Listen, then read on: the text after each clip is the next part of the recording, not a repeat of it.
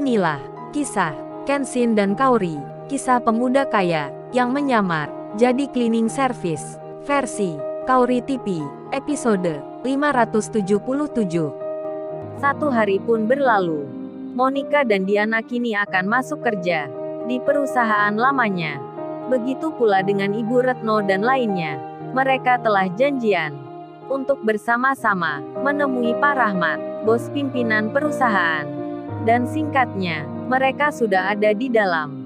Kehadirannya dilihat banyak pegawai. Para pegawai itu jadi terheran dengan mantan atasannya yang kemarin mengundurkan diri, sekarang terlihat mengenakan seragam kerja lagi. Ayu Deviana pun terkejut jadinya melihat manajernya Monica yang bersama staf lainnya pagi ini datang lagi. Ayu yang berdiri di depan kantornya tiba-tiba dihampiri oleh Monica dan teman-temannya. Mereka langsung menyapa, bahkan Monica memeluk Ayu, langsung cipika-cipiki. Ayu pun terkaget sekali melihat staf-staf atasannya yang berada di sekitarnya, bersikap ramah ke dirinya, sambil tersenyum pula. Dan Monica pun bicara, "Maafkan saya ya Mbak Ayu, atas perlakuan yang kemarin. Kita sekarang menjadi sadar, tahu akan kesalahan sendiri. Sekarang Mbak Ayu akan jadi rekan kerja kami, menjadi sahabat kita semua." Diana pun berkata sama, Ibu Retno dan lainnya juga begitu. Mereka merangkul Ayu, menyapanya dengan ramah. Ayu pun merasa senang. Beban di hatinya juga hilang. Sebab kemarin merasa, para staf penting ini keluar kerja semua, lantaran dirinya yang dimasukkan kerja Kenshin.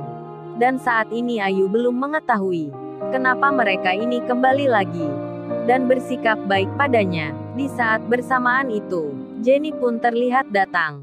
Jenny yang sebelumnya melamar kerja bersama Ayu, dimasukkan pula oleh Kenshin. Jenny yang kemarin sombong, serta baperan itu, setelah sebelumnya sakit 2 minggu. Jenny akhirnya masuk kerja pertama.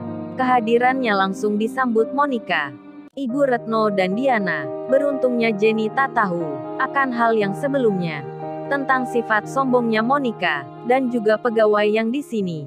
Kalau tidak kan bisa-bisa Jenny akan melawan juga, karena Jenny anaknya orang kaya.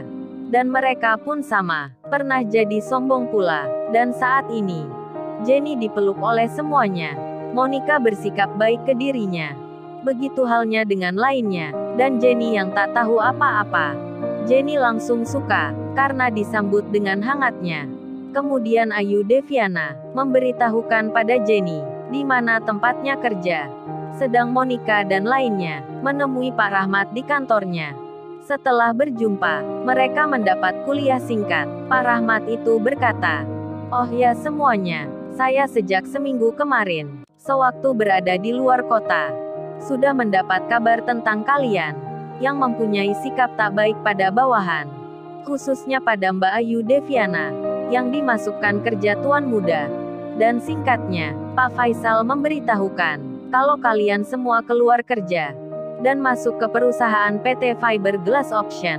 Saya pun jadi tertawa saat itu, karena sudah tahu, itu perusahaan juga, di bawah miliknya bos besar, yang tak lain ayahnya tuan muda. Meski kalian tak kerja di situ sekalipun, dan mencari di tempat yang lainnya, kemungkinan juga sama. Sebab kota ini, kebanyakan perusahaan yang ada, adalah milik anak buahnya bos besar. Mereka yang jadi pimpinannya. Jadi kalian tak bisa lari dan menghindar dari tempatnya tuan muda. Terbukti sudah kemarin, kalian kerja di mana. Andai tak diketahui tuan muda, pasti kalian menderita lamanya. Monica pun menjawabnya, "Iya Pak Rahmat, kami memang menyesal, dan sudah mengambil pelajaran." Ibu Retno pun makin terheran. Begitu pula dengan rekan yang lainnya. Mendengar Pak Rahmat yang berkata, di kota ini, banyak perusahaan yang jadi miliknya orang yang sama. Diana dan Monica pun masih penasaran. Memangnya ayahnya tuan muda itu, kekayaannya seperti apa? Kok anaknya tak terlihat mewah? Penampilannya juga biasa, hanya naik motor saja, padahal punya perusahaan banyak. Monica dan Diana pun merasa, diam-diam dalam lubuk hatinya, terpesona dengan Kenshin. Meskipun Kenshin sudah punya istri, perasaan itu hadir begitu saja. hanya disimpan dalam hatinya. Kemudian, mereka pun diterima kerja kembali. Dan kantin yang ada tulisan, yang boleh masuk adalah staf yang penting, kini sudah tak ada lagi. Monica dan lainnya sudah berbaur dengan karyawan biasa. Tak ada sekat-sekat yang memisahkan. Ayu Deviana pun senang melihatnya. Sedang si Iwan sendiri, yang ada di desanya, Iwan berkata pada ibunya, dalam bahasa Jawa, yang diterjemahkan seperti ini. Mak Iwan mau kawin Mak. Emaknya Iwan terkaget jadinya, dan emaknya itu menjawab, arep kawin sama sopo le kowe. Iwan menyahutnya, ya sama pacar Iwan Mak, Ririn yang kemarin ke sini. Dan emaknya bilang, terus kowe opo yo wes ngomong le. Nek Ririn karo ibu arep melamar iku. Iwan menjawabnya, sampun Mak, malah Ririn Mak seng ngabari. Emaknya Iwan berkata lagi, terus opo Ririn yo wes ngerti kowe. Nek kowe iki kerjane sapu-sapu, bersih-bersih dalanan, kola nyesel emburine. Bayaranmu yo titik le.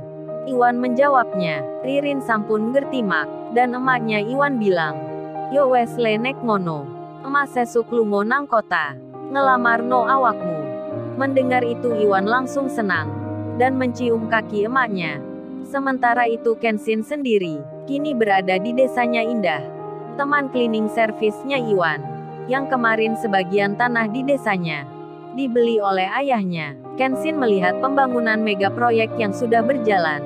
Para penduduk desa di situ pun banyak yang ikut bekerja, ikut membantu pembangunan tersebut. Mereka pun senang sekali, karena perekonomian di desa ini sangat-sangat terbantu sekali. Hingga para anak-anak mudanya tak perlu susah-susah keluar kota untuk mencari kerja. Di sela itu Kenshin bicara pada salah satu arsiteknya. Oh ya Pak, tolong bikinkan saya seperti gambar ini. Sebidang tanah yang ada di depan itu nanti akan dibuat berjualan roti, dan juga makanan ringan lainnya. Arsiteknya pun menjawab, siap Tuan Muda, saya akan kerjakan. Rupa-rupanya, Kenshin berniat akan memberikan lahan itu nantinya pada Sirena Larazati, teman SMP-nya yang pengusaha roti, yang sekarang juga ada di desa, yang kemarin terkena bencana gempa bumi yang sedang melanda. Di saat bersamaan itu, Sirena itu sendiri tiba-tiba teringat akan usahanya yang berminggu-minggu berhenti. Sirena pun kasihan akan para pegawainya yang tak kerja, karena dirinya yang belum kembali ke kota, dan sedang dalam pemulihan. Sirena pun berpikir juga tentang Kenshin, yang saat itu datang ke sini, memberikan sumbangan dan bantuan. Namun setelah 2 bulan lebih, Kenshin belum datang ke sini lagi.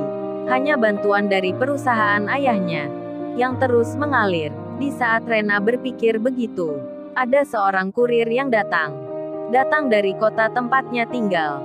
Kurir itu berkata, permisi selamat siang, saya mau mengantarkan paketnya Mbak Rena. Apa Mbak Renanya ada? Si Rena yang sudah bisa berdiri, langsung berjalan ke pintu rumahnya, dan didapatkan paketnya itu. Sebuah kotak tanggung yang terbungkus rapi. Si Rena pun membaca pengirimnya, Kenshin Himura. Si Rena pun deg-degan jadinya, kaget-kaget sekali dirinya. Baru saja berpikir tentang Kenshin, tiba-tiba mendapat kiriman darinya. Si Rena tak sabar hati, dan dibuka isi kotaknya. Setelah selesai melepas pembungkusnya, terlihat sebuah surat, dan juga satu flash disk.